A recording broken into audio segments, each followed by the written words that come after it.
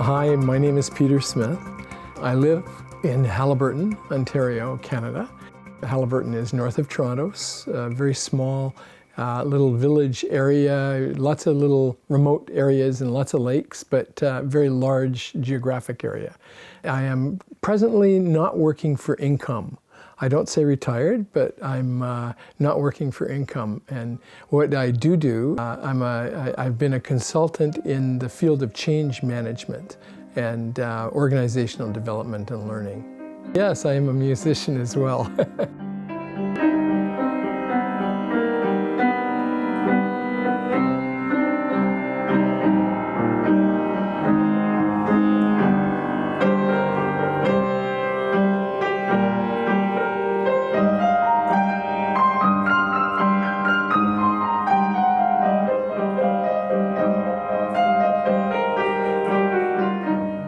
I was born in Toronto, in a hospital in Toronto, but actually went directly to our home in a small little village called Queensville, and grew up in Queensville. And I have an older brother. I'm a middle child, and then I had a younger brother.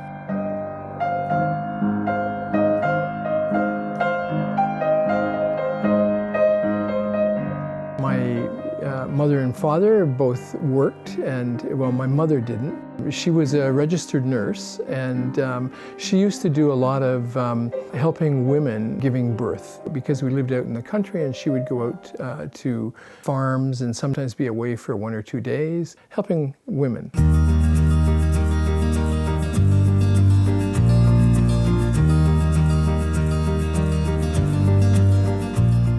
My father had 2 things. Today it would be terrible, but he farmed mink, and he raised mink, and they were for fur. He also started a small general insurance agency.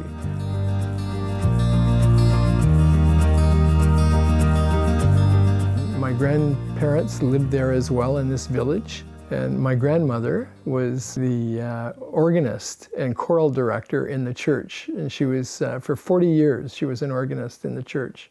And when I was a little older, as I learned to play the piano, and was asked to be the assistant organist in the church. And I used to do that.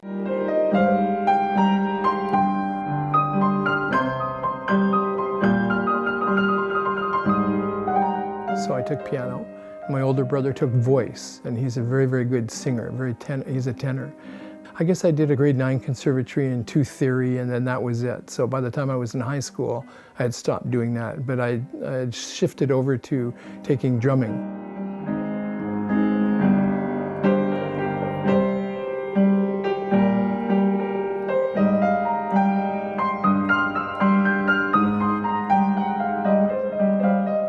My relationship with my older brother, we were close friends, and we did a lot of things together. At one point in time, he and I went and bought a pony, and we brought the pony home, and we forgot to tell my parents that we had done this.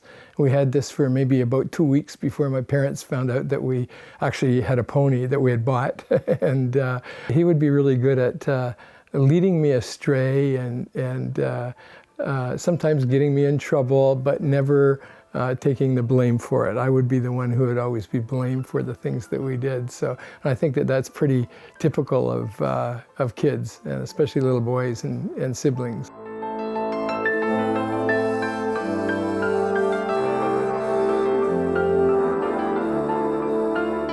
I was really jealous when he went to school. When he first went to school, I remember, and I paid one of his classmates to teach me to learn. So I was spelling and reading and writing before I ever went to school. My younger brother came along 7 years after me. You know, I was more like his caregiver, kind of, and because my mother would sometimes go away for long periods of time, and my parents would be away, and I would look after my younger brother a lot.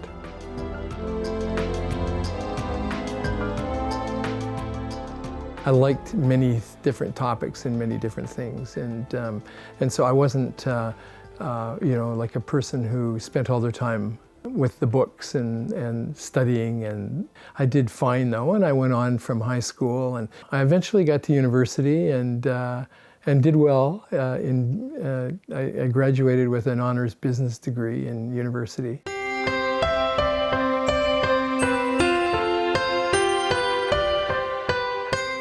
After university, I worked for an oil company, and I was there for a number of months, and I ended up quitting over a moral dilemma. They asked me to do something that was against my morals. And I had been brought up with a very great family in regards to, it was very clear on what was right and what was wrong. And in regards to being able to determine kindness and actions against people. And this company asked me to do things that were quite nasty. And so I refused and I quit. And I was going to continue and go back to university and go on to law school. But I was asked if I would look at my father's company had grown quite a lot, and he had some partners, and asked if I would look and help them out doing a business consulting. I ended up working in this company and ended up buying it and buying this insurance brokerage.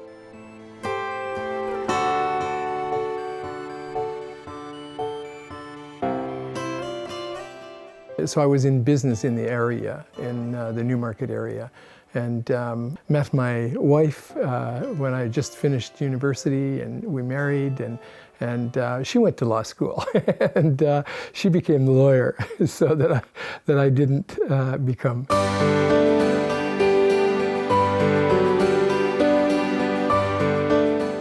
My younger brother was always, like, I kind of looked at him as if I had to, look after him and protect him and that kind of thing. And one day he came to my wife and I and said that he had gone to a meeting and he had decided that he was going to be a Baha'i. And we said, well, what is that? And he said, well, I don't really know. I just went to this meeting, and it was exactly what I always thought and felt when I heard what the principles were being enunciated.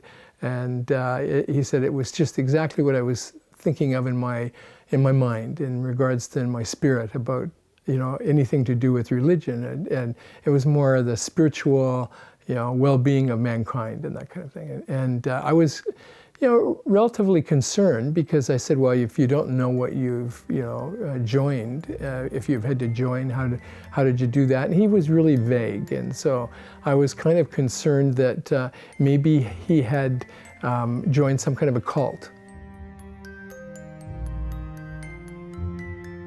At that time, there was, lots of negative forces and cults, and there was in Guyana, there was the Jonestown incident, and a number of people killed themselves and that kind of thing. And so I decided that I would very quietly start trying to investigate. Which I did. I started to look and try to find information about the Baha'i Faith, which was really difficult to find. And I happened to speak with my wife's Pat, her father, who was a teacher, and I said, that my brother younger brother had become a Baha'i, and he said, he says, I have a good friend who is a Baha'i, and isn't that wonderful? And now he was a very devout Catholic, and I thought, well, no, it kind of set me so that I didn't have to be so worried, but I still wanted to know. My younger brother finally gave me a book called Gleanings of Baha'u'llah, the founder of the Baha'i Faith.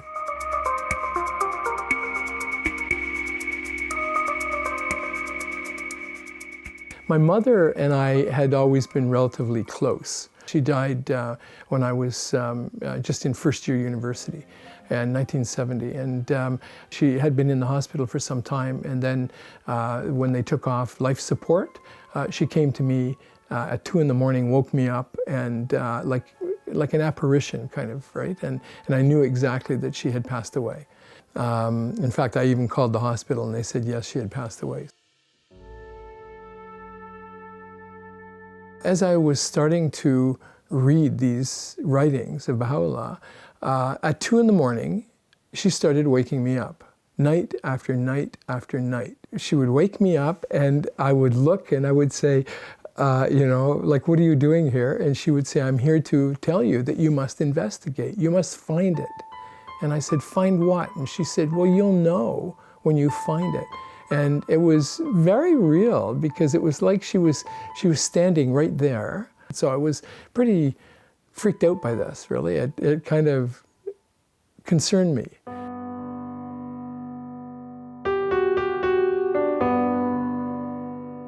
In fact, I thought, well, maybe it was a piece of furniture in the room that she had that was, and so we moved the furniture out of the room, and she still came, and at 2 in the morning. And some nights she would bring the whole family, like the deceased family. I'd recognize my great-grandparents, and all of these people would be in the room.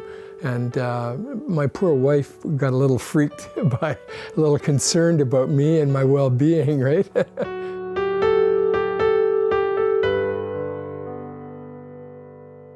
My younger brother came to me one day and he said, I'm really tired now. He says, 3 nights in a row, Mama's come to me, wakened me up and said, tell your brother to listen, because I got to the point I could just shut her off. And I could, when I saw her, I could just think of something else and somehow she'd be gone. And so one night I went to bed that night and I was determined I would listen to her.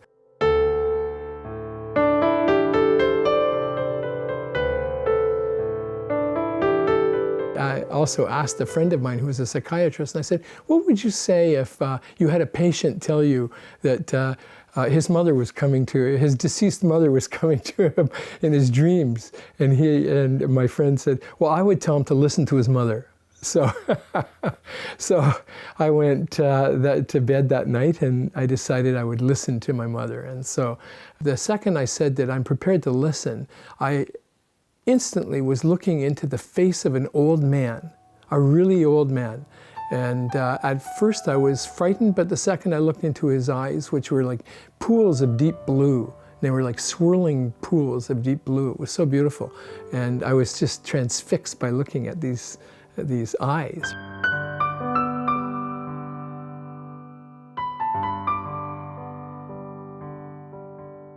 Then I got taken into these eyes as if I was like on a conveyor belt.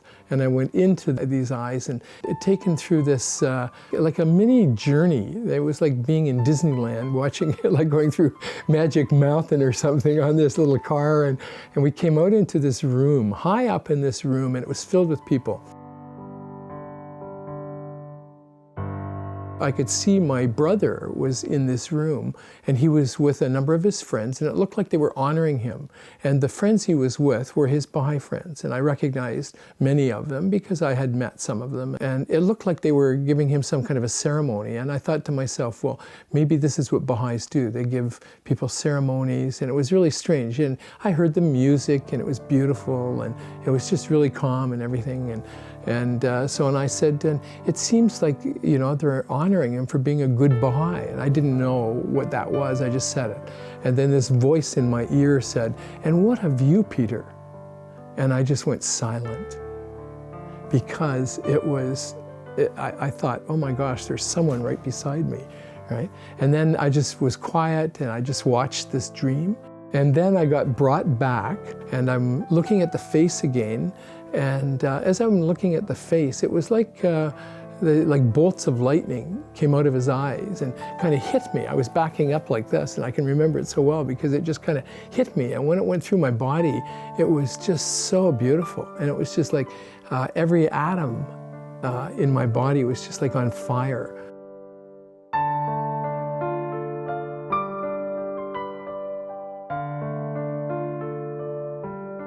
So I woke up and woke my wife up and told her about this crazy dream. And so the next morning I went to tell my brother and I said, I listened. And he just held his hand up and like, don't tell me this, don't talk to me.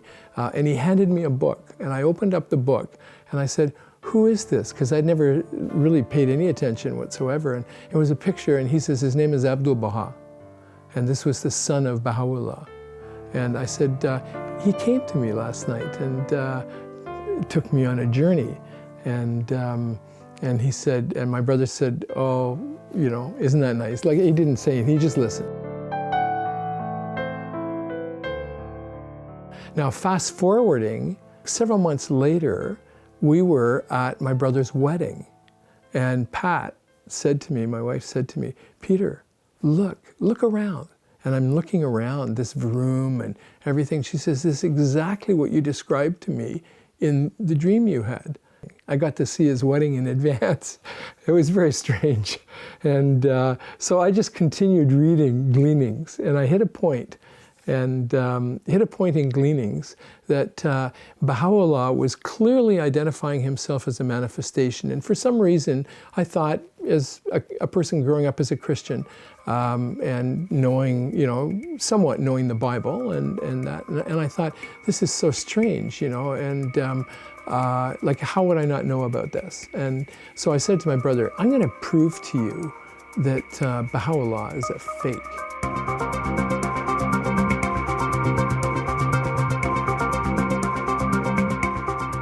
I kept reading Gleanings, and then I went to my Bible, and I pulled out my Bible, and I was going through my Bible and making notations and comparing. Time passed, and I came to the conclusion that Baha'u'llah was actually who he proclaimed to be. I basically lost that argument, and I decided that I should just throw my lot in, and I would read a lot of other things. I was concerned about the welfare of the world and about how people were being so unkind to each other, and I'd been brought up, my mother and father were very kind to people, and my mother had taught me that the worst thing, in fact, we were not permitted to ever speak evil or ever speak badly about anybody, and she said backbiting is the worst thing that you could possibly do.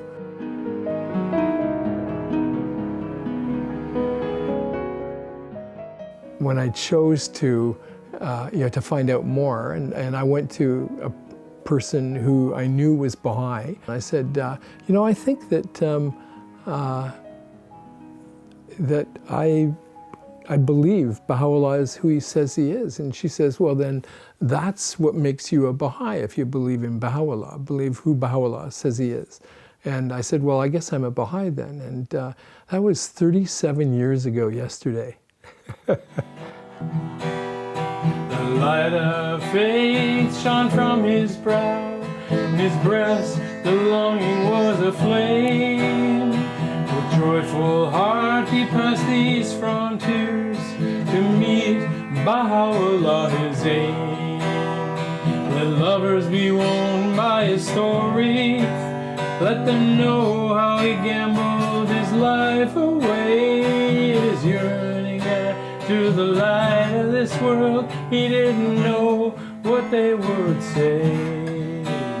He didn't care what they would say. Recognize Baha'u'llah. To me, it's the global governance system that Baha'u'llah brought to humanity that everyone can participate in is so remarkable. And that it provides the basis for, no matter how diverse we are, to be able to participate. And diversity in all aspects of our existence, right? In our learning, in our upbringing, in our religion, whatever the diversity is, it's encouraged. Baha'u'llah brought this message and this gift to the world, right? To be able to allow us to become united.